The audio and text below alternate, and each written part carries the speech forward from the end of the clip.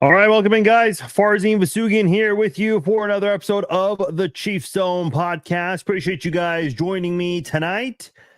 Appreciate all of you watching live on Facebook and YouTube. Got a lot to go over here on this episode of the Chiefs Zone podcast. Obviously, going to be breaking down the game between the Chiefs and the Falcons. Sunday Night Football. Be on NBC, waiting all day for Sunday night. Yes, you're going to hear that. You're going to hear Carrie Underwood before the Chiefs and Falcons kick off in, what is it called? The Superdome? I don't know.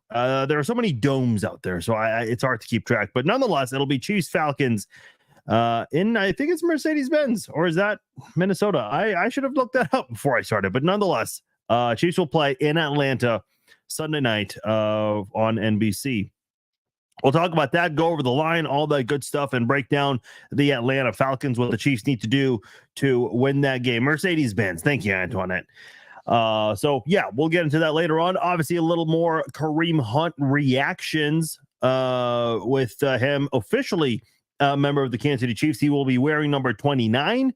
Patrick Mahomes and Andy Reid, they were asked about Kareem Hunt, and they both gave a vote of approval. Obviously, I mean, what are they going to do? Reject him? But still, when they have some positive things to say about a guy like Kareem Hunt, which we all know the story with him, their words do hold a lot of weight. So we'll definitely talk about what Patrick Mahomes and Andy Reid had to say on the podcast. We'll also do our week 2 roundup and our week 3 preview. Not going to go over every single game, but going to go over some of the highlights for the NFL, what was week 2 and what we're going to see in week 3. Hey, again, big thanks to all of you guys who are following along live on Facebook and YouTube.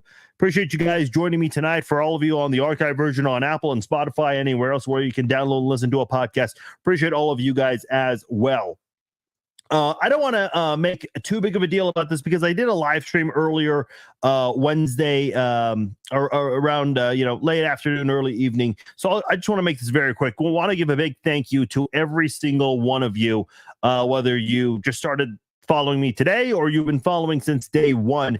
We surpassed 100,000 followers on Facebook. Listen, I've been asking you guys over the last few weeks to subscribe to the YouTube channel, which has nothing to do with Facebook, but still we're trying to get that to grow because we're utilizing it more this year. But I've been asking you guys over the last few weeks to be sharing all of the content on Facebook, commenting, liking, because that really does help and that does go a very long way. And obviously the football season has been great so far on the field, of course, but also with all of the content we're doing. So we surpassed 100,000. Here's how awesome you guys are. I woke up this morning, not even really paying attention to it. And at some point this morning, I looked and I saw we surpassed 100,000 followers, which was insane. We are actually less than 100 followers away to reaching 101,000. So obviously the numbers are going up. So you guys are awesome. Thank you guys so much for all of that. Really do appreciate it. Please continue to do everything you guys are doing with sharing, commenting, all that stuff, because that really does help. And that does go a very long way. Appreciate you guys. Thank you guys so much. Means a lot. All right, let's go ahead and start with the Kareem Hunt reactions here. Because I think this is where, it's a pretty big story out there. I did a reel on my social media, and that is getting a lot of reactions, a lot of mixed reactions. It's always interesting when you listen. I think you guys know I'll give my opinions about something, but on some things like the Harrison Butker thing in the offseason, I stayed very neutral on that. And people assumed I was for or against it when I hardly even gave an opinion on that. With this whole Kareem Hunt thing, I mentioned that, people thought this would never happen. And I simply stated that because a lot of people were shocked that we're even getting this reunion. And I have people, telling me, oh, you're in favor of violence, or, oh, you don't believe in second chances. Like, how do some of you people come to these conclusions? I mean, listen, I'm trying not to rant here, but I just get very confused with how people perceive things on the internet. I should not be, but that's just the way things. That's just the way things go sometimes on the internet. But as far as Andy Reid and Patrick Mahomes, they both they did their Wednesday press conferences today. Andy Reid does his Mondays, Wednesdays, and Fridays. Listen, I think everyone knows the backstory with Andy Reid. Obviously, there's going to be a spectacular 30 for 30, a football life, all these documentaries that are going to come out on Andy Reid. And, there are so many talking points with Andy Reid and his playing career. Obviously, his personal life with his kids and coaching and what's happened there. You got to tell the full story. But I think a big part of Andy Reid's story is the second chances he has given in the NFL. Obviously, the biggest one is Michael Vick. Spent 22 months in prison. Was in Leavenworth doing time. And it was Andy Reid in Philadelphia who gave Mike Vick that second chance in the NFL. And did Mike Vick make the most of it? Absolutely made the most of it. Kareem Hunt. This is obviously a big one here. And it was under Andy Reid's watch as a member of the Kansas City Chiefs where all of this happened. The video that surfaced and two other incidents that took place. And the Chiefs were very disappointed.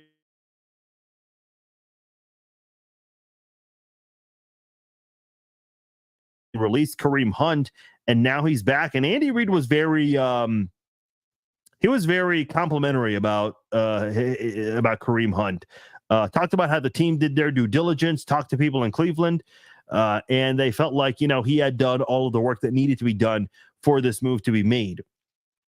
A lot of people were just kind of curious with Andy Reid and wondering if there would ever be a reunion with this. And this is not something that it was ever really thought about. Now, obviously, the Chiefs are in this position because their number 2 running back, Clyde Edwards-Helaire, he is currently on IR right now. It's a non-football injury-related incident. And then you have Isaiah Pacheco with a devastating injury who had successful surgery today. Timeline still looks like 6 to 8 weeks. I know Andy Reid made a weird comment today saying he's not really sure if he could come back this year, he could come back next year. Kind of a weird comment from Andy. Not to go into so many different rabbit holes here. I think the reason Andy gave that answer, I do not want to put words in anyone's mouth. I don't know how Andy Reid feels, but we did go over this very recently. The Eric Berry thing where Andy Reid spoke to the media, he said, yeah, he's day to day. And that took several months. The McCole Hardman injury recovery, that was not handled very well. I think given how that all panned out, I think we can agree that was not handled well. And we were told by Andy Reid that Hollywood Brown this year was getting very close to coming back. It was last Monday we learned this. And it's Wednesday and Thursday, and we're wondering, is he close to practicing? Should be happening soon. And we were hit with the breaking news on Friday that he has to have a second surgery, and that could possibly sideline him for the entire year. So to me, it's like when you look at this whole situation with the Chiefs injuries, I guess Andy Reid is just trying to cover his tracks here and doesn't want to mislead anyone, because this does kind of go back to him. Because look what they did last week. Andy Reid does his Friday press conference. Well, he had to have Rick Burkholder with him. Now, Rick Burkholder did not answer any questions, but he had to clarify because they gave us, when I say us, I'm talking the media, the fans, the public, everyone, they completely misled everyone on this. And I mean, listen, I'm sure there's no one that felt more misled than Hollywood Brown and all of that. So when Andy Reid is saying that he could come back this year, could come back next year, I think that's Andy Reid saying, we don't want to mislead you again. That's what I'm thinking, because I think a lot of people were very shocked and disappointed at how the whole Hollywood Brown situation was handled. Hollywood Brown's been a big part of Kansas City's offense in the offseason. Obviously, in the offseason, that's not when you win your games. And when I say offseason, I'm talking about OTAs and training camp. I'm including all of that. So for him to now no longer be part of the equation on offense this year, listen, we'll see. We don't know for sure, but a lot of people are leaning towards the direction that he might not play a snap, not even in the postseason. That's kind of frustrating because of all of the things that the Chiefs have done to try to give us this idea that Hollywood Brown was very close to coming back, either play against Cincinnati or had a very strong possibility to play this Sunday against the Falcons. So I think when he just kind of looks at the whole situation with all of the and Trevor, I see your comment. You're saying Rick Burkholder gives inaccurate information. Yeah. I mean, Andy Reid's going off what Rick Burkholder is providing. So when Andy Reid says, "Oh yeah, we're looking at possibly 4 weeks with so and so," that's because that's what the doctors and the trainers told him. So he's always going off the information that that he receives from him. That's why Rick Burkholder had to come and do some damage control.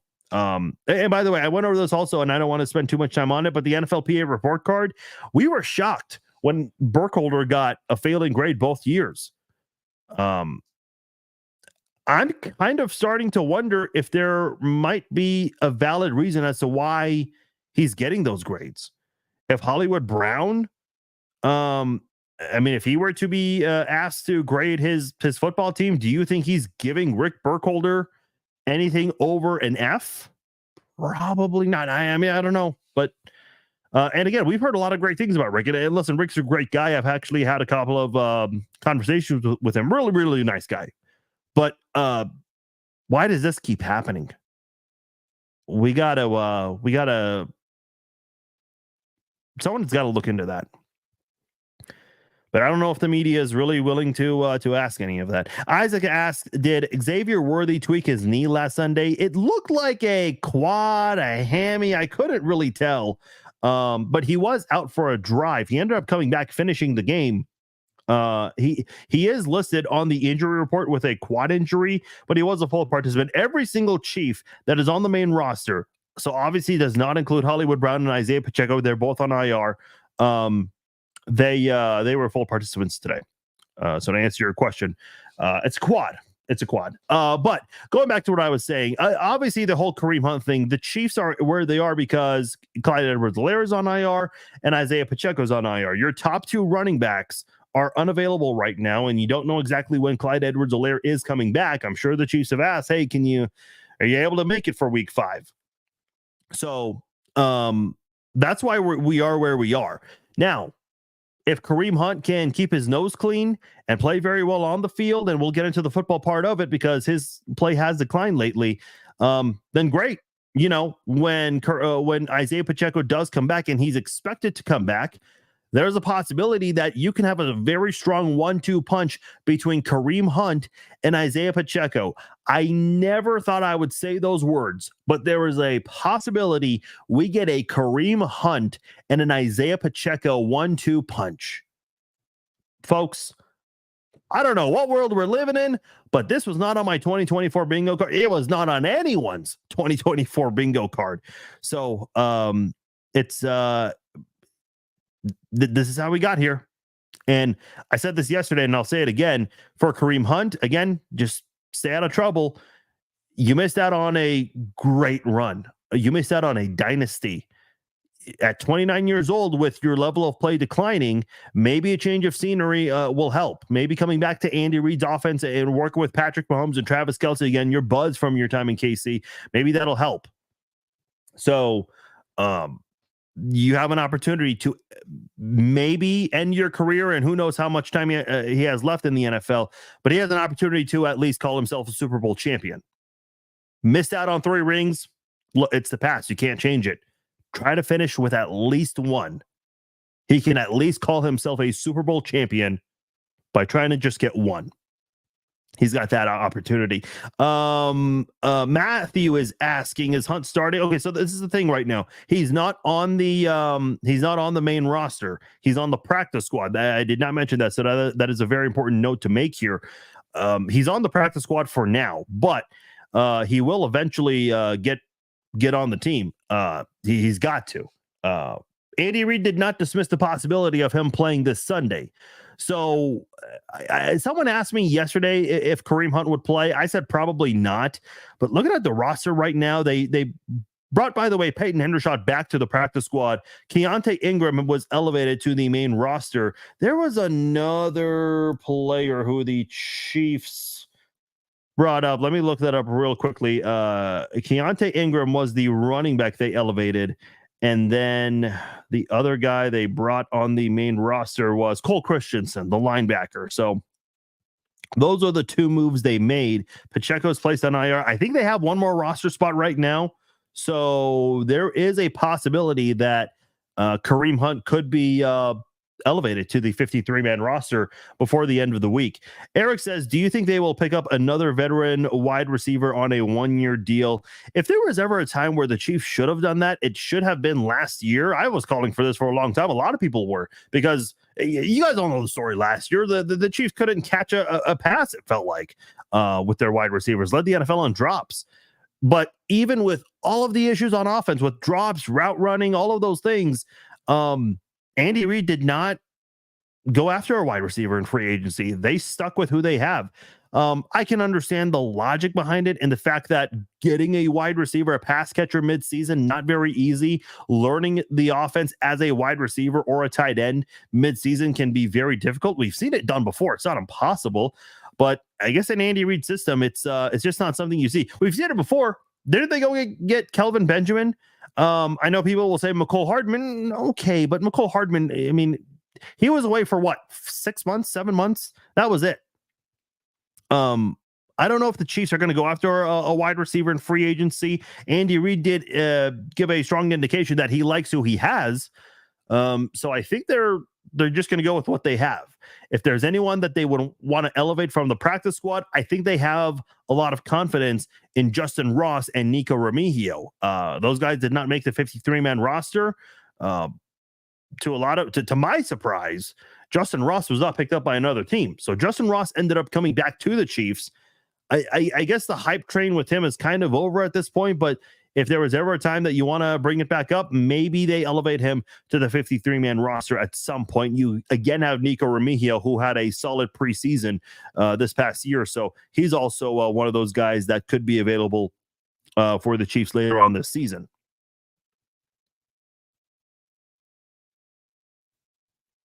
I'm just reading your guys' comments right now. Carson Steele, RB1, Matthew's asking, yeah, maybe. And this is Carson Steele's a fullback, but not just any. He's not a Tony Richardson type of fullback who barely touched the football and was primarily a blocker, paving the way for guys like Priest Holmes and Larry Johnson. I've always said, I think this guy's going to be a Kimball Andrews type of guy. But yeah, I do think that Carson Steele is a guy that's going to get the ball a little bit more. I think a lot of people, and I've heard a lot of speculation on this, what the Chiefs running back room is going to look like. Look, there's not a down for down running back in the NFL anymore. You just don't see that very often. It's extremely rare. Kareem Hunt was one of those. Kareem Hunt and Todd Gurley were down for down running backs back during Kareem Hunt's brief stint in Kansas City, his first stint in Kansas City.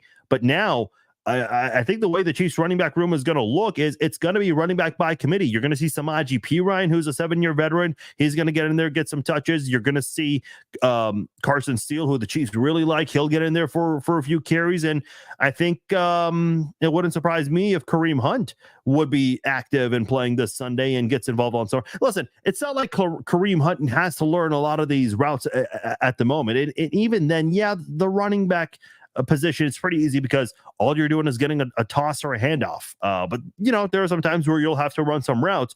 But Andy Reid did say that the offense hasn't changed a whole lot. Again, keep in mind the offensive coordinator during Kareem Hunt's rookie season was Matt Nagy, the same guy who's the offensive coordinator now in Kansas City. So I think that's what the running back room is going to look like. It's going to be running back by committee while Isaiah Pacheco's. And I would not be surprised if that's the case when Pacheco comes back, just to improve his chances of not getting hurt. And maybe you let Pacheco get a lot more of those first reps, essentially being a full-time running back when it comes to the playoffs. We'll see how they handle that. Obviously, that's ways away. Joquan or Waquan, I hope I got one of those pronunciations correct. Why the haters? It's such a funny subject, but we got to address it, I guess. Why the haters so mad at the Chiefs like we need refs to win our games? Bro, the internet trolls be hilarious. For real. Yeah. It's funny to me. Let me actually put this up on the screen for you guys, because a lot of people don't want to discuss this. People think that Chiefs fans don't want to discuss officiating. Okay. Let's discuss officiating. I've got no problem discussing officiating. Let me zoom in here because I know it's looks a little bad on your guys' end. There we go. Now you guys can see it. Look at this. Patrick Mahomes has, by the way, this list here, most interceptions nullified by penalties. Okay. So obviously if you throw an interception, gets called back, that's what this chart is about. Patrick Mahomes has almost exactly double the amount of pass attempts as Joe Burrow. Now this list is from 2018 to 2023, regular season and postseason. Obviously, Joe Burrow did not join the NFL until 2020, so he's played far fewer games, and he's dealt with some injuries, so he's missed even more games. So therefore, Joe Burrow has half the pass attempts that Patrick Mahomes has since 2018. Yet for whatever reason, no one wants to talk about the fact that Joe Burrow has had more interceptions nullified by a defensive pass interference call, one more than Patrick Mahomes. And by the way, look at this right here. Joe Burrow has a higher percentage rate of interceptions nullified from penalties than Patrick Mahomes does. So who's really getting bailed out by the referees here? I mean, look at that number right there for offsides. Look at that 8 right there.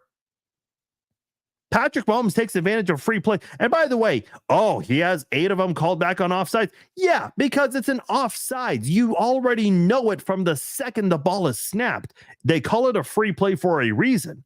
So Mahomes has had no problems taking risks on free plays like that. That's why the number is so inflated when it comes to how many interceptions he has taken back, because half of those are on offsides plays. No one wants to acknowledge that, though. So when you take away offsides, Patrick Mahomes only has 8 interceptions nullified by penalties. Meanwhile, Joe Burrow has 7, which is not that far from Patrick Mahomes. And again, Joe Burrow has played half the amount Patrick Mahomes has. So who's really getting saved by the refs? I'm not saying it's Patrick Mahomes. I'm also not saying it's Joe Burrow. What I'm saying is Joe Burrow is not too far from Mahomes when it comes to interceptions nullified. But again, people don't want to acknowledge that for some reason. They just want to, Mahomes, interception, saved by the refs. Okay, all right, buddy. Here's an idea. Don't commit a penalty. That was a defensive pass interference penalty. Anyone that is arguing otherwise, but why do the Chiefs always get something go in their favor? I don't know. Ask the defensive players, why are they committing penalties? If James Bradbury does not hold Juju Smith-Schuster, maybe Philadelphia has a shot to win. If the safety for the safety or quarterback for the Bengals, I almost said Eagles, if he's not interfering with Rashee Rice, guess what? The Chiefs lose the game. It's over. The game is literally over at that point. But no one wants to go over that. You know what's funny to me? Here's something I don't understand. So many sports fans. This happened with Iowa women's basketball in the Final Four this year, where, and I can't remember who they played against, but their opponents committed an offensive foul with like 5 seconds left, so they lost the ball and eventually lost the game. They lost their ticket to the national championship game. And I saw a lot of people on the internet, you can't call that late in the game. Greg Olsen, and because Greg Olsen, people just wanted to echo what Greg Olsen had to say. When James Bradbury grabbed Juju Smith-Schuster for a hold, it was a hold. Greg Olsen's doing the whole, you can't call that late in the game in this stage in the Super Bowl. Why not? That makes zero. Can someone give me the logic to that? Why can you not call a penalty late in the game? I don't like that. The ref should stay out of it late in the game in a big set. That doesn't make any sense. What sense does that make? A penalty is a penalty. Now, are there a lot of inconsistencies with officiating? Oh, hell yeah, there is. Wait, I've been saying this for years. Everyone has. This is not breaking news that officiating is inconsistent in the NFL and really all of sports. So if you want to sit here and have a discussion about inconsistency, yeah, there are inconsistencies. All 32 NFL teams deal with it. All of them. In fact, in the in the Chiefs Jets Sunday Night Football game last year, there was, I think it was Jawan Taylor or Donovan Smith. They were called for holding in the end zone, but on the replay, it clearly showed the holding actually happened in front of the end zone. It was at like the 1 or 2 yard line. Guess what? Can't review that, and it was too late. So the Jets got 2 points off of that because it was a safety. And then there was also a horse collar penalty that the Jets got away with. And actually, no, I apologize. The Jets had the ball. The Chiefs were called for horse collar, which was not the case at all. That gave them a first down, and they went and got a field goal. I can't remember if it was a field goal or a touchdown.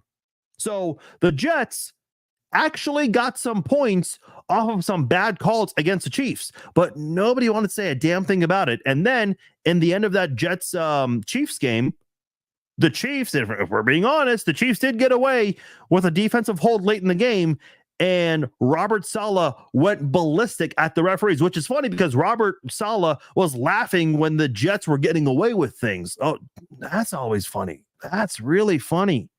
So people are thrilled when the Chiefs get away with something, but when the Chiefs have something go in their favor, which again was a legit penalty in the Super Bowl 57 game and this game, people are angry. Oh, how does this happen?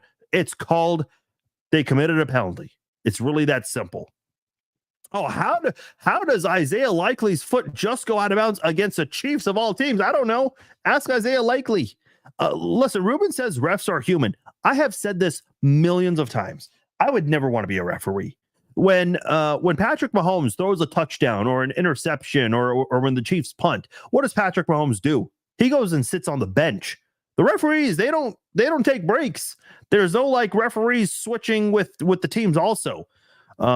So like, for example, Trey Blake, who's going to be the referee this Sunday, when the Chiefs finish their drive on offense, the offense goes sits on the bench. Not Trey Blake and his crew. They're staying on the field the entire time. They're on their feet the entire time. This is why even in baseball, it's a very difficult thing, especially when you are an umpire for a game in Kansas City. And we all know how hot it gets in June, July, August. I mean, the humidity is awful. So whenever there's like a 15-1 score in the 7th inning, you're going to see the umpires, just call a bunch of strikes at this point because they just want to get the hell out of there.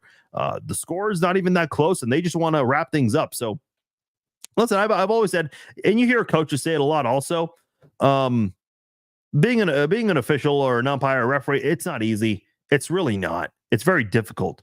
But this idea, and I showed you guys the data, the idea that the Chiefs are getting away with, what calls are they getting away with? Oh, they held Nick Bosa. Well, you know what? They also held Chris Jones. And they, for whatever reason, referees hardly call holding in the Super Bowl.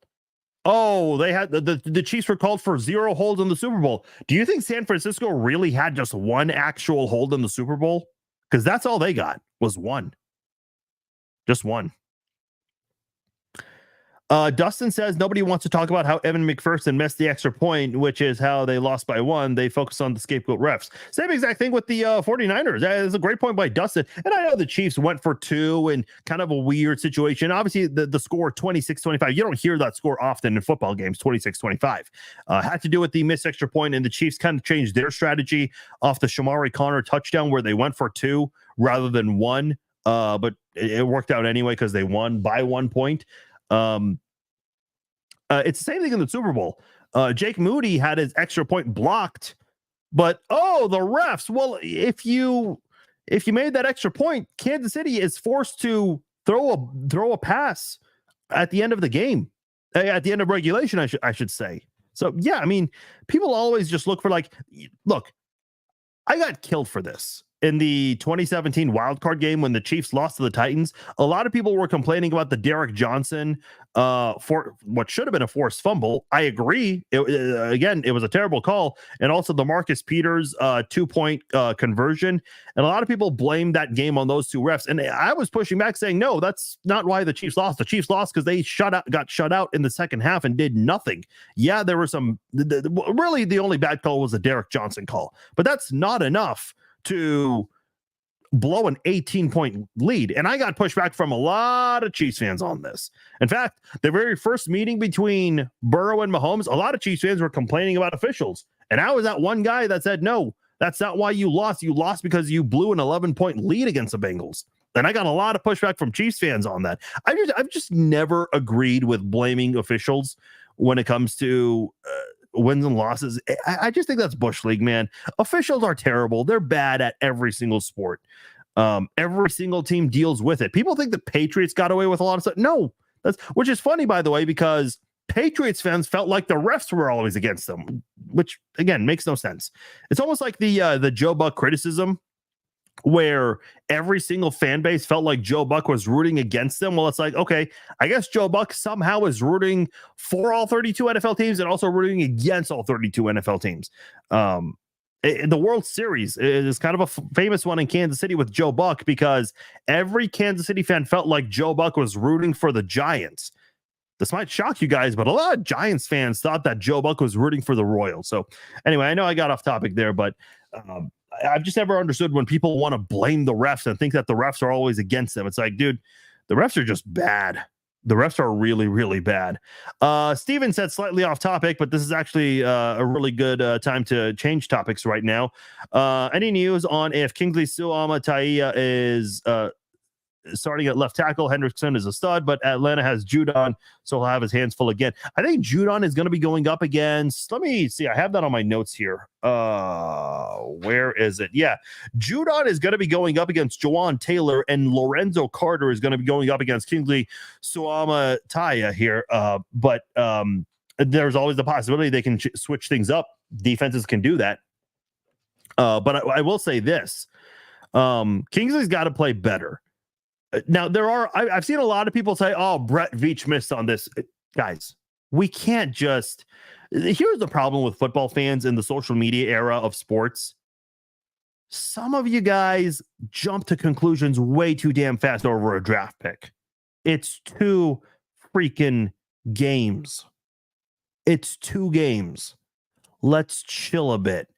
Yeah, I said last week on the podcast, if the Bengals wanted any chance to make a game out of this, they need Trey Hendrickson to essentially be their best player. And he was.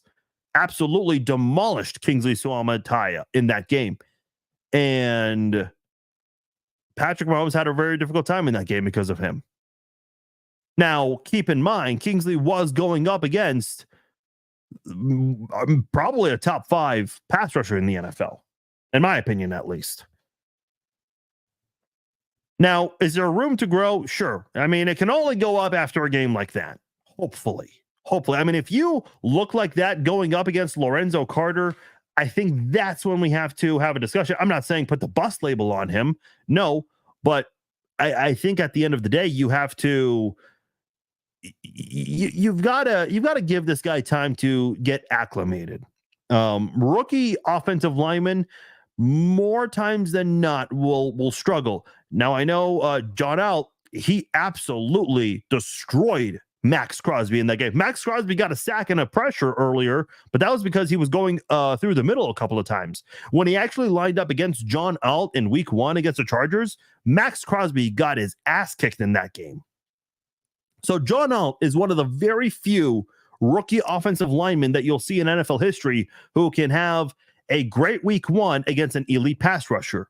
You don't see that 99% of the time with rookie offensive linemen, especially at the tackle position where they're going up against edge rushers, and those are primarily the big name defensive players out there, because pass rushers we know can really change and dictate the complexion of a football game. Where do you go with Kingsley? Because Andy Reid has not committed to an answer as to who his left tackle is going to be. I don't think he's going to give an answer on that. I think we will find out when the Chiefs offense takes the field for the first time Sunday night, unless there's an insider that gets a scoop on that prior to kickoff. I still think you got to go with Kingsley. I think you've got to give him another opportunity here. This is the guy who got a lot of the number one reps. Obviously, Wanya Morris dealt with an injury in training camp, so we never ended up really seeing that competition at left tackle. It was kind of just given to Kingsley because of the injury. Listen, that's fine. Those kinds of things happen, but that's who you rolled with for all of training camp in the preseason. Going into the 2024 season. So I think you got to give Kingsley one more opportunity. If he looks bad against a below average pass rusher, then I think you got to seriously start to wonder, what do you do? How do you develop this guy? Again, I'm not saying let's call him a bust if he has a bad game. What I'm saying is you got to sit here and come up with some sort of a strategy to improve him, because this is someone that had a lot of hype and there were some high expectations with him. Who was it from ESPN? His name escapes my mind right now. Louis Riddick. Louis Riddick did a segment on ESPN during the preseason, and he said that he thinks Kingsley Suamataia is going to be an All-Pro and a Pro Bowler for the Chiefs. I don't think that's going to be the case at this rate.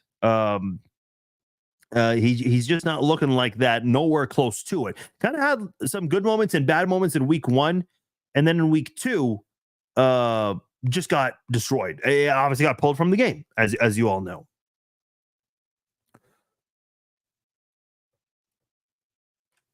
Football season is here now, and if you guys want to check out the Chiefs, the Jayhawks, the Wildcats, the Tigers, or any other NFL or college football team, you can do so by getting your tickets through SeatGeek. I like SeatGeek because they keep you very honest. Anytime they have their ticket prices listed, they'll put a green dot next to ticket prices that are worth spending money on, and if resellers have ticket prices listed too high, they'll put a red dot next to those ticket prices, so definitely avoid those tickets. And by the way, for those of you that are looking for a little extra bonus here, I have a promo code you can use if you're a first-time customer of SeatGeek. Enter my promo code FARZINE at checkout, and you will save $20 off your first purchase from SeatGeek. Go to SeatGeek.com, pick your tickets, and at checkout, new customers can put in my promo code FARZINE and save $20 off your first purchase from SeatGeek. All right, I want to go over the week 2 games here, just the key games here. I'll start with Miami and Buffalo since that was a Thursday night game. Miami might be in trouble here. And even before the Tua injury, I've gone over the Tua injury on the Red Friday live chat, so I'm not really going to go over that right now. But I do want to say this, because I thought this was going to be the year Miami would make a big leap forward. Complete opposite. Miami is struggling immensely against teams with a winning record. And I kind of wonder if Mike McDaniel's on the hot seat. I know Mike McDaniel's a really likable dude.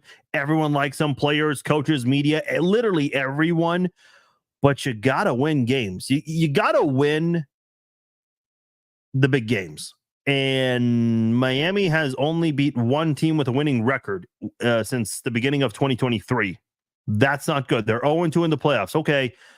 Skylar Thompson was a quarterback for one of them. Last year, they could not, Miami War Mother team went into Kansas City. Okay, but that's the way football works. You have to find a way to overcome the elements of the outdoors. You just can't use that as an excuse. By the way, what was your excuse losing in week 18 Sunday Night Football to the Bills, a cold weather team, in your own stadium where the number 2 seed was on the line?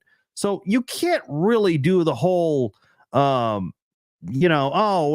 weather and Tua's injured. No, like there are some issues in Miami. Meanwhile, I think Buffalo looks a lot better than a lot of people really gave them credit for, including me.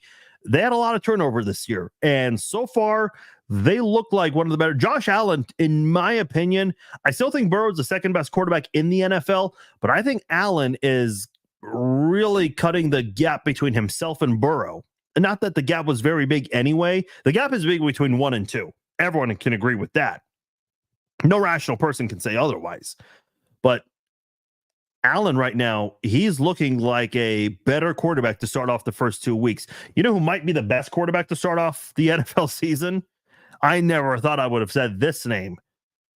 Derek Carr. What was more likely to start off the 2024 season? Derek Carr being the best quarterback in the NFL or Kareem Hunt coming back to Kansas City? I guess Derek Carr because he was on the Saints anyway, but boy, I never thought Derek Carr would be this good to start things off. He's had a rough go at it in his career. Had a really good 2-year run with the Raiders at one point, 2015 and 2016. But now here he is with the Saints, and they put a beating on the Cowboys. That was not pretty at all. So a really good win there for the Saints as they continue to do their thing. Buccaneers, Baker Mayfield looking pretty good as well. Off to a solid start. The Lions kind of humbled in this game. Their offense not really as strong as it looks so far to start the season here. Another team that's a really big surprise to a lot of people, the Minnesota Vikings. They beat the 49ers in a close game here. 49ers rallied late, but the Vikings managed to hold them off. Sam Darnold, okay, I see you. Beautiful 98, 97-yard pass to Justin Jefferson, which was obviously the play of the game. Meanwhile, the 49ers, they're without Christian McCaffrey, which, hey, no problem. Their other running back is still doing he has like the second most yards in the NFL. Mason, I think it is, Jordan Mason. He has the second most rushing yards. So really, it doesn't feel like Christian McCaffrey's gone. But Deebo Samuel's dealing with an injury. And by the way, this has been a really rough year when it comes to injuries with big name teams like the 49ers, the Chiefs, obviously the Dolphins with Tua. There's another team that's been dealing with a couple of major injuries. Who is that? Oh, the Rams. I've always been very high on the Rams, but man, they have already lost Puka Nacua and Cooper Kupp. I mean, just terrible luck with the Rams. Let's see what other games. Oh, here's an interesting one. The Ravens 0-2 to start the season. This was the best AFC team last year. They were beating up on the Dolphins and the 49ers, the two teams that a lot of people thought the Ravens would face in the AFC title game and Super Bowl. And boy, the Ravens really laid an egg in the fourth quarter, letting the Raiders rally back the way they did. I think it's kind of a fluke win for the Raiders, if I'm being honest. I think the Ravens will get it turned around, but Lamar Jackson has not looked very good when it comes to throwing the football this year. You had an opportunity to score a touchdown against the Chiefs before halftime and end of regulation. You missed a wide open Zay Flowers. You had Isaiah Likely, who you connected with, but you threw the ball in kind of a rough place for him to stay in bounds. We all know about that. And then in this game against the Raiders, I think, credit to the Raiders, but I think Lamar did them a lot of favors. And again, with his inability passing the ball, this might be the worst Lamar Jackson has looked. And listen, he's a 2-time MVP, so he's got an opportunity to turn it around, but he's got to look much better than that. You cannot look like that when you're a 2-time MVP. You just can't. So that was a really bad look for him. What other game did I want to go over here? I think the other one was Texans-Bears. A lot of people thought this was going to be a blowout for the Texans, including me, because the Bears kind of had a really weird fluke win the week before against the Titans where they rallied back, and it was Caleb Williams had 80-something yards passing.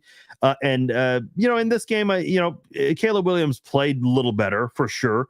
Was able to move the ball more, but unable to take care of the football in this one. Yeah, rookie going through some rookie errors here. 7 sacks.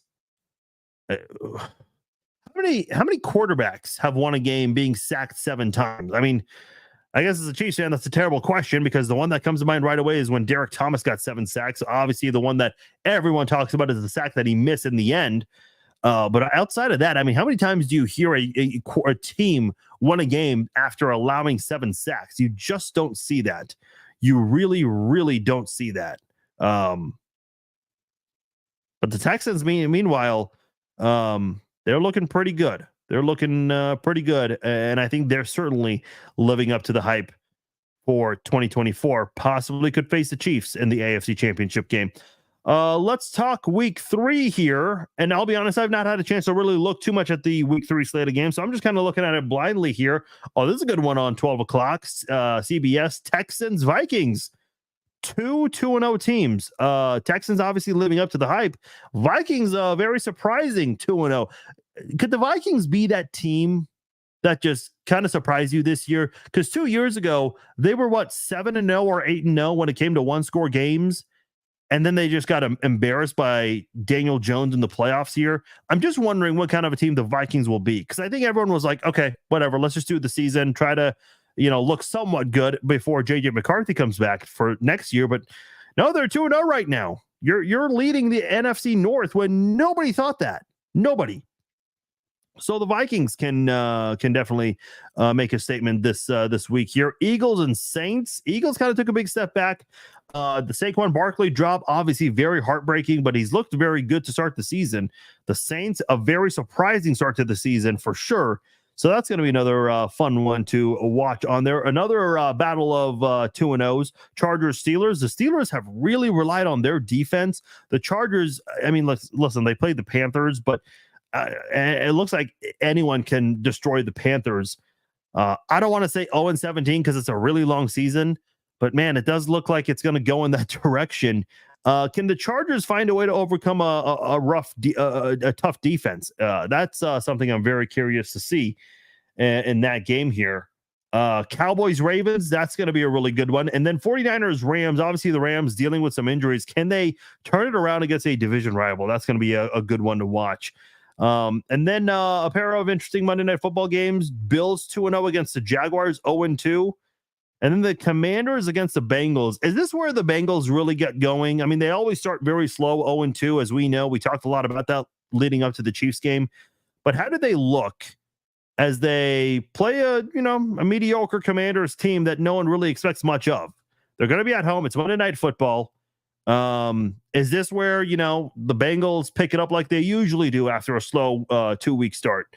That'll be intriguing to watch next Monday night for sure. If the Bengals lose this one, you gotta start asking questions. I don't care if T. Higgins plays or not. If you lose this game, there are some serious questions that need to be asked about the Bengals. You cannot lean on slow starts anymore. I expect them to dominate this game actually, but we'll see. We'll see what happens there. We'll see what happens. By the way, quick little note here: Chris Jones. He and Karlaftis, they split a sack against Joe Burrow. The NFL, they always review these games for several reasons, and the statisticians actually took Chris Jones half a sack away from him, and they rewarded George Karlaftis with a full sack. So you see that sometimes. I remember Tamba Hali. Remember 2013 when the Chiefs got 10 sacks on the Raiders? Tamba Hali had one. Actually, I think he had a couple in that game. They took one of Tamba Hali's sacks away from him, and they actually ended up giving the Chiefs 9 sacks in that game, which I remember because 10's obviously a whole significant number there. But Terrell Pryor was scrambling on one of those plays. So they felt like when a quarterback is scrambling or showing signs of scrambling, that's when they'll tend to take away that sack and just say it's a tackle for a loss. And it's happened several other times with the Chiefs. You see this a lot in the NFL, in fact. So Chris Jones had a sack taken away, which is a bummer because a half a sack, because he does want that 20 sack total. He wants it, but he'll be fine. He'll be fine. All right, let's get into the game between the Chiefs and the Falcons here. Trey Blake, I mentioned earlier, he is going to be the referee for the Chiefs-Falcons Sunday Night Football game. He did the Chiefs and Chargers game last year. The year before that, he did Chiefs and Broncos. So he does a Chiefs game once a year. Unless he gets one more later on in the season, we will find out. The Chiefs are 4.5-point favorites. That's actually what they opened up with, and I'm talking about after the Monday Night Football game because the Falcons did play on Monday night. Let me just double check and see where that line is right now for Sunday night. It is now at 3.5. Oh, okay, interesting little move there. So 3.5 for Chiefs favored in this one. Of course, the over/under is still at 46.5 right there. So the line has moved a little bit. We saw that last week as well, where it was the Chiefs favored by 6. It dropped to 5, then went back up to 6. So we'll see if that changes at any point. Mike Tirico, Chris Collinsworth, they're going to be calling the game. And that's obviously indoors, so no weather to worry about at Mercedes-Benz. Raheem Morris, the head coach, spent some time in Tampa Bay, went to Kansas State and was a defensive coordinator for a short period of time, and then went back to Tampa Bay and eventually became their head coach from 2009 to 2011. Man, I remember that 2009 year. 2009, there were a lot of first-year head coaches. Raheem Morris, Todd Haley, Josh McDaniels, so many more. That was a really interesting year. There were a lot of first-year coaches, it felt like, that year. Then he spent 6 years as a Falcons assistant, then went to the Rams. to be their defensive coordinator. And after a really good run with the Rams, obviously winning a Super Bowl, he was given the head coaching job in Atlanta. So this is his second stint as a head coach, his first year as a head coach with the Atlanta Falcons. Their offensive coordinator, Zach Robinson, was an assistant with the Rams, so obviously followed Raheem Morris, and he's now a first-time offensive coordinator. They've got Kirk Cousins, who obviously was in the quarterback series with Patrick Mahomes. Obviously, as a Chiefs fan, I watch it for Patrick Mahomes, but if you followed both Mariota and Cousins very closely, man, you just really had a whole new opinion about Kirk Cousins in that series. You really did. And listen, not that, Patrick Mahomes and Brittany Mahomes, I mean, they're not terrible people or anything. But if we're just being completely honest, I think we see the apparel that Brittany and Patrick wear. They're certainly wearing very expensive apparel. And again, there's nothing wrong with that. That's just, that they earn that. That's the lifestyle they have. But I think everyone knows, if you follow Brittany and Patrick on social media, they fly privately. They don't go to the airport like we do. Meanwhile, when you see Kirk Cousins and his wife and his family, his wife was talking, saying, yeah, we buy all of our clothes from Target. It's like, okay, a lot of people can relate to that. That's probably how a lot of people live. So I always think of that when I think of Kirk Cousins, just his appearance on quarterback and how very likable. A lot of people really came around Kirk Cousins there. He was 20 of 29 passing for 241 yards against the Eagles. Did have the great drive in the end there. He was 5 of 6 for 70 yards on one touchdown on a 6-play drive without any timeouts.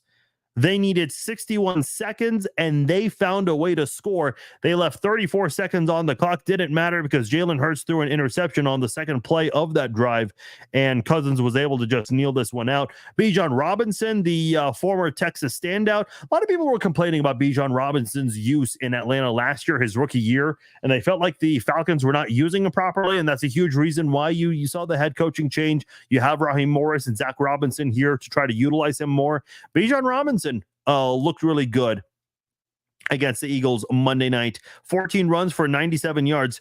Also had 4 catches for 25 yards against Philly. He was also targeted another 5 times. Targeted 5 times in the Philly game, caught 4 of them. He was targeted another 5 times in week 1 when the Falcons played the Steelers in a very low-scoring game where the Steelers just kicked 6 field goals in that one. The Chiefs know about that, unfortunately. No touchdowns yet this season for Bijan Robinson. I was going to make a note of something, but I completely lost what I was going to say. Don't know what I was going to say. Zach Robinson, Kirk Cousins. Yeah, I can't remember what I was going to say. But yeah, Bijan Robinson definitely utilized more this year, especially in week 2 than he was in week 1. No touchdowns yet this year for him. Wide receivers, they've got a solid trio there. Darnell Mooney, he had 3 catches for 88 yards on Monday Night Football.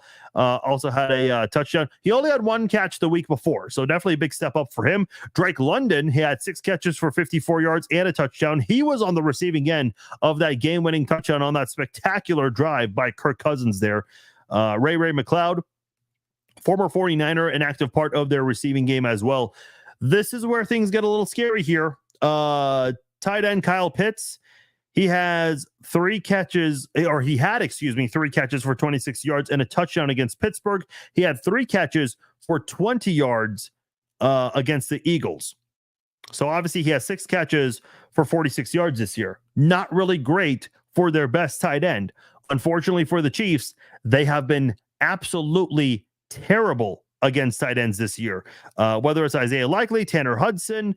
I mean, it's just been really rough. Mark Andrews got a little bit of the action against the Chiefs. Who were some of the other tight ends? There was Eric All. Yeah, I mean, he had a really good day against the Chiefs as well as a backup tight end. The Chiefs have allowed 22 catches for 257 yards in 2 games against tight ends. They have not looked very good at all against tight ends this year. So something's got to give here. The linebackers, Drew Tranquill, Nick Bolton, they've either got to step up or maybe Kyle Pitts takes advantage of their struggles this year. And I kind of wonder with Nick Bolton, obviously dealing with the elbow injury, you see that big, bulky brace, the elbow brace that he's wearing. How much of that is impacting Nick Bolton's play this year? I mean, if we see the Chiefs struggle again against tight ends, I think we got to have a discussion about that after Sunday Night Football and see what is going on with Nick Bolton. Is he at 100%? Is that elbow hurting him? What's up with Drew Tranquill? Why is he struggling so much? Those questions certainly need to be answered. As far as their offensive linemen, the two offensive linemen you got to take advantage of, and I think this is where Chris Jones can really come through again. Their right guard, Chris Lundstrom, he's already allowed 8 pressures this year and a sack. And then their center, Drew Dalman, he's allowed 5 pressures and a sack this year. So this is an opportunity for Chris Jones to have another big game, given their weakness with the interior offensive line. Let's go to their defense. Jimmy Lake, another Rams connection there. Longtime defensive coordinator in the college ranks and in the NFL ranks. Former Washington head coach. By the way, Jimmy Lake, the defensive coordinator for the Falcons, he does have a big connection to a key chief. He coached Trent McDuffie at the University of Washington. Unfortunately, things did not end well at Washington for Jimmy Lake, but he is where he is now, and he is now with the the Rams. He was with the Rams, but followed Raheem Morris and is with the Falcons as the defensive coordinator here, trying to help turn around the Falcons this year. 16th in total defense. And I don't generally read rankings and all of that this early in the season, but I had to just point that out there. They obviously got Matthew Judon right before the season, getting him from the Patriots, and so far Judon's been good for them. 1.5 sacks on the season. Grady Jarrett also has 1.5 sacks. Both of those guys each have 2 tackles for a loss. When you look at their defense, defensive end James Smith-Williams, also a pretty good guy on that defensive line, has 3 tackles for a loss. Jesse Bates, he's got an interception for them. Mike Hughes, that's a familiar name. He was with the Chiefs very briefly, former first-round pick with the Vikings. Unfortunately, his career just hasn't panned out the way anyone would want it to. But Mike Hughes has got 3 tackles for a loss, so a good physical safety for the Atlanta Falcons. I mentioned Lorenzo Carter, another defensive end they have. He's going to be going up against Kingsley Suamataia. And then, there's an opportunity for Kingsley to really turn things around. So Suamataia, this is a turnaround opportunity. We don't know if it's going to be Suamataia.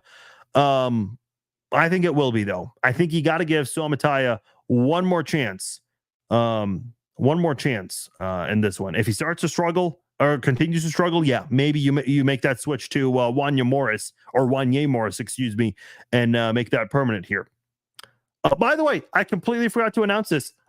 Tomorrow morning, I already posted this on social media, so if you follow me, you know this, but we're going to have former Kansas City Chiefs offensive tackle and the best tackle eligible receiver in NFL history, Joe Valerio, will join me on the podcast. That'll be tomorrow morning, 10 a.m. Central Time. So make sure you guys, we normally don't do podcast. We're going to do a podcast 4 days in a row. 4 days in a row, we're going to do it.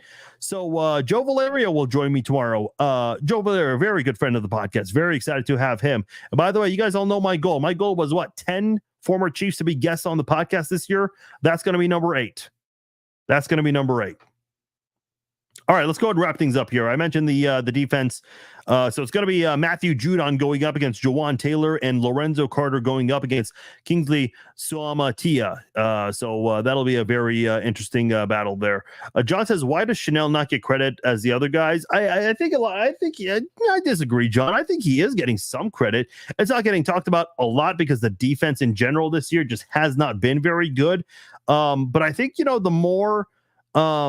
the more you see Leo Chenal this year, I think you'll see a lot of people start to talk more about him and give him credit. I was kind of thinking about doing a big topic on Leo Chenal. Just didn't really feel right this week because of all of the other things going on right now. But I think Leo Chenal, I'm certainly not missing the things that he's doing. And I know you're not either, John. And I don't think a lot of other people are either. I think a lot of people are noticing what Chanel's doing. It's just not a big topic this week because of Isaiah Pacheco's injury, Kareem Hunt coming back. And, okay, now you got to turn it around and get ready to play the Atlanta Falcons. So it's definitely a good season for Leo Chenal so far. Hit the horn. Yes, hit the horn. Chiefs Zone Podcast. 4 days in a row. I'm trying to think, have I ever done a podcast 4 days in a row? I don't think I have. Now, we are doing the Red Friday live chat.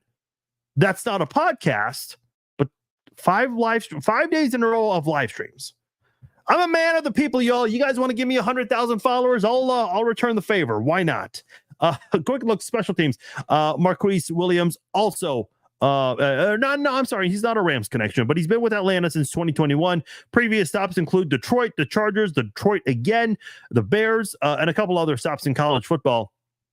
Young Hoku, one of the best kickers in the NFL, 404 this year. In fact, I think he's the reigning special teams player of the week. I think Harrison Butker got robbed, but that's my opinion. Longest so far this year is from 39.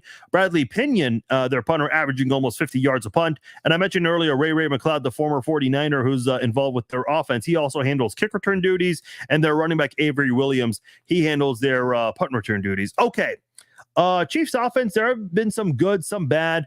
I think, we kind of maybe need to slow it down a little bit with the offense, the offensive hype, because we haven't seen the Chiefs really live up to that so far in the 2 games. First game looked good. They should have finished a little better, but they were able to put up 27 points. They got 26 this week. The Chiefs offense, they are scoring more in the first 2 games this year than they did last year. So there is a step in the right direction. Total yardage is a step back, though. So we'll see if the Chiefs can try to improve on that in this game against a kind of an inconsistent defense with Atlanta. Patrick Mahomes has to make better decisions, though. I think, if we're going to go over top 5 worst games of Patrick Mahomes' career, one of them was the AFC Championship game against the Bengals. One of them was that blowout loss to the Titans in 2021. I would argue that last week was a bad game for Patrick Mahomes also. That was probably one of the worst games in terms of his decision-making. He had 3 interceptions, one of them taken off the board due to a penalty. Oh my God, the refs. Start that conspiracy theory. But some really terrible, all 4 of Patrick's interceptions this year, and again, one of them taken back due to a penalty. Really, really terrible decisions. Questionable on Mahomes to even do that. So he's got to be much better about that. Got to be much better. I think the Chiefs defense will turn the table in this one here.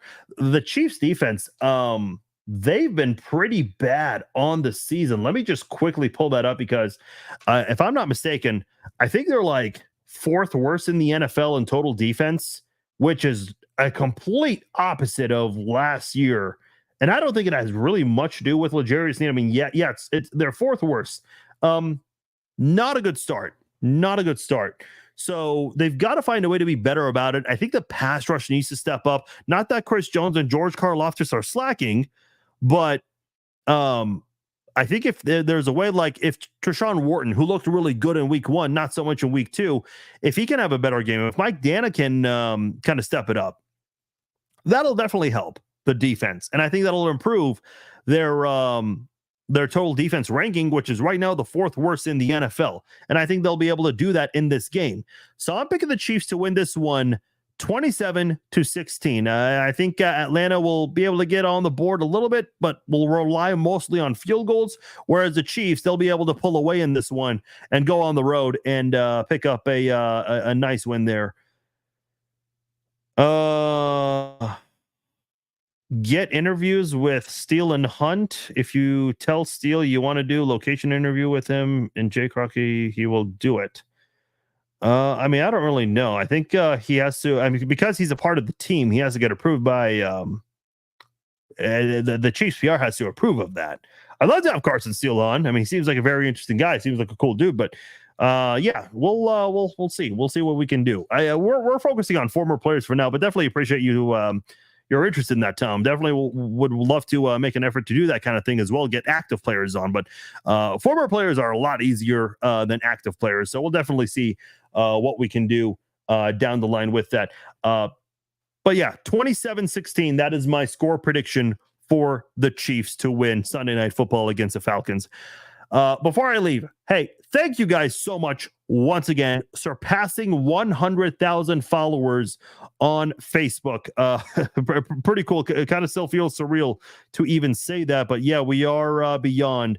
By the way, we're already very close to 101,000 followers on the Facebook page. That's how awesome you guys are. So I appreciate you guys.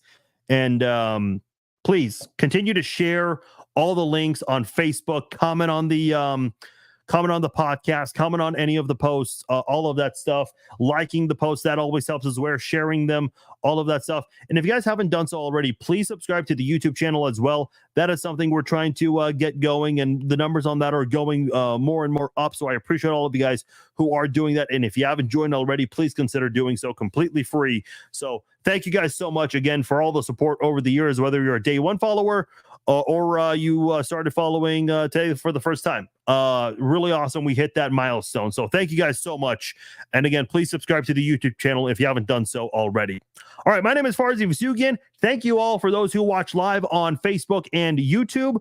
For those of you who listened and downloaded the podcast through Apple and Spotify, big thanks to you guys as well. Reminder, tomorrow, Thursday, 10 a.m., former Chiefs offensive lineman Joe Valerio will join me for a short podcast, and then we will do the Red Friday live chat Friday evening, so join me for that. And then Sunday, we will do the pregame live chat, 11 a.m. Central Time. We'll do a halftime live stream during Sunday Night Football, and then it's going to be late, but we're going to do it.